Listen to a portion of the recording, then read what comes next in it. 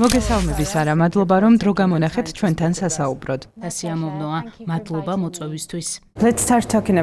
მოდით საუბარი დავიწყოთ ღვინისა და ალკოჰოლური სასმელების კონკურსზე, რომელიც წელს ისევ ბრუნდება საქართველოში. თქვენი აზრით, რატომ არის მნიშვნელოვანი, რომ ასეთი პრესტიჟული ღონისძიება კვლავ აქ გაიმართოს? სამი მიზეზია. პირველ რიგში კონკურსის შედეგებს მყიდველები გაერთიანებულ სამეფოში და სხვა ბაზრებზე იყენებენ, რათა შეარჩიონ პოტენციური ახალი ქართული ღვინოები. მეორეც ეს კონკურსი აერთიანებს საერთაშორისო ჟიურის წევრებს, რომლებიც აფასებენ ღვინოებს და მესამეც ის ასევე აერთიანებს ქართველი ღვინის ექსპერტებს საერთაშორისო ექსპერტებთან, რაც ხელს უწყობს ურთიერთობების გაღრმავებასა და ცოდნის გაცვლას. როგორ დაეხმარა ეს კონკურსი საქართველოს საერთაშორისო რეპუტაციის გაძლიერებაში, როგორც მყიდველებს, ისე მწარმოებლებს შორის?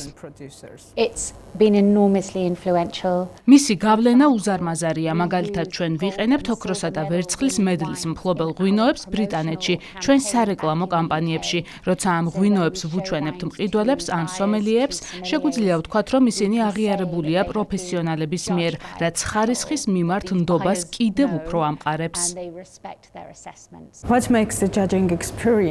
რა ხდის საქართველოში ღვინის შეფასების გამოცდილებას უნიკალურს სხვა ქვეყნებთან შედარებით? ეს ხომ საქართველოა ღვინისა და ღვინის კულტურის სამშობლო. როცა პირველად ჩამოვედი აქ, მომხიბლა იმ კულტურულმა სიღრმემ, რომელსაც ღვინო თქვენთვის ატარებს და ასევე იმ პროგრესმა, რომელიც ბოლო 20 წლის განმავლობაში მოხდა. რა თქმა უნდა, თქვენი ბუნება შესანიშნავია, ხალხი უჩვეულოდ სტუმართმოყვარე, ხოლო საჭმელი საოცარი. როცა ჟიურის წევრები აქ ჩამოგვყავს, მათ შორის ისეთი პროფესიონალები, რომლებიც მსოფლიოს ყველა კუთხეში ყოფილან, ამბობენ, რომ საქართველოში ღვინის აღმოჩენა განსაკუთრებულად ემოციური და შთამბეჭდავი გამოცდილებაა. თავად ღვინოებიც უნიკალურია. ჯიშების სრულიად განსხვავებულია და ხშირად ყველაზე გამოცდილი გემოს შემფასებლებიც კი აგემოვნებენ ღვინოებს, რომლებიც აქამდე არასდროს გაუსინჯავთ 20 ან 30 წლიანი კარიერის განმავლობაში. ეს ნამდვილად განსაკუთრებული და გამორჩეული გამოცდილებაა. თქვენ დიდი ხანია ყურადღებით აკვირდებით ქართული ღვინის გზას. როგორ ვითარდება მისი იდენტობა ტრადიციასა და თანამედროვე ინოვაციას შორის? არსებობს შესანიშნავი ციტატა ტრადიციების შესახებ. ტრადიცია არ არის ფერფლის თაყვანისცემა, არამედ ცეცხლის შენარჩუნება და ვფიქრობ, საქართველოში ახალი თაობა სწორედ ამ გზას მიყვება. ეს აისახება თავად ღვინოებშიც. ვხედავთ უფრო მრავალფეროვან ქარვისფერ ღვინოებს, უფრო ელეგანტურ და განსხვავებულ წითელ ღვინოს, ასევე ძალიან საინტერესო ნოვაციებს სპარკინგლისა და როზეს კატეგორიებში. საქართველოს ღვინის პატარა სამყაროა, სავსე სიმდიდრითა და შესაძლებლობებით და ვფიქრობ, ქართულ პროფესიონალებში მზარდი თავდაჯერებულობა და საერთაშორისო ხედვა მათ საშუალებას აძლევს სრულად გამოიყენონ ეს სიმდიდრე.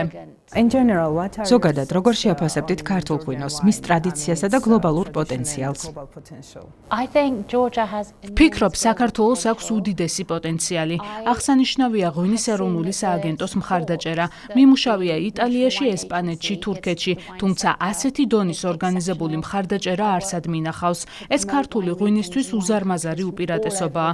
მეორე მხრივ, ვხედავ, რომ უფრო და უფრო მეტი მწარმოებელი ითვისებს სტრატეგიულ ბაზრებს. საქართველოში არსებობს ძლიერი, კარგად აღჭურვილი ბრენდები, რომლებიც სერიოზულად მუშაობენ ისეთ ბაზრებზე, როგორიცაა გაერთიანებული სამეფო, 3 და 5 წლიანი გეგმებით. ისინი ნამდვილ ელჩებად იქცნენ საქართველოსთვის.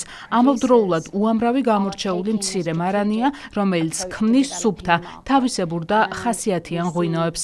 ასევე ჩნდება პროექტები, რომლებიც მიზნად ისახავს ქართული ღვინის პოზიციონირებას პრემიუმ კატეგორიაში.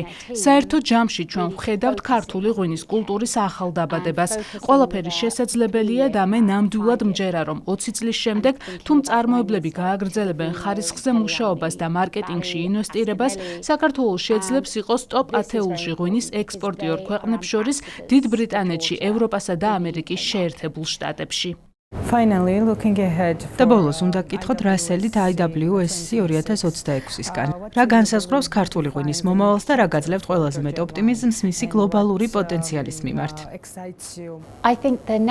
ვფიქრობ, ქართულ ღვინოს მრავალფეროვნების პერიოდი ელის. კახეთი, რა თქმა უნდა, შესანიშნავი რეგიონია, საოცარი ვენახებითა და მწარმოებლებით, მაგრამ ვიცით, რომ საქართველოს პოტენციალი ბევრად ფართოა.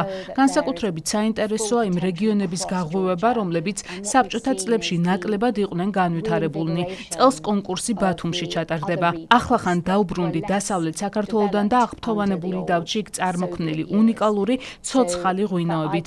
დღეს საქართველოს უკვე შეუძლია შესთავაზოს მსოფლიოს როგორც აღმოსავლეთის მდიდარი ტანიანი ღვინოები, ისე დასავლეთის მსუბუქი ნაზი სტილის ნიმუშები. საქართველოს უპირატესობა არა მხოლოდ ამ საოცარ მრავალფეროვნებაშია, არამედ იმ სულიერებაში, პოეზიასა და კულტურულ მნიშვნელობაში, რომელსაც ღვინო აკატარებს. ეს ნამდვილი საჩუქარია მთლიანი ღვინის სამყაროსთვის და როცა ეს ორი ელემენტი მრავალფეროვნება და სული ერთიანდება, საქართველოს პოტენციალი უსაზღვრო ხდება. სასიამოვნო იყო თქვენთან საუბარი. მადლობა და წარმატებებს გისურვებთ. დიდი მადლობა.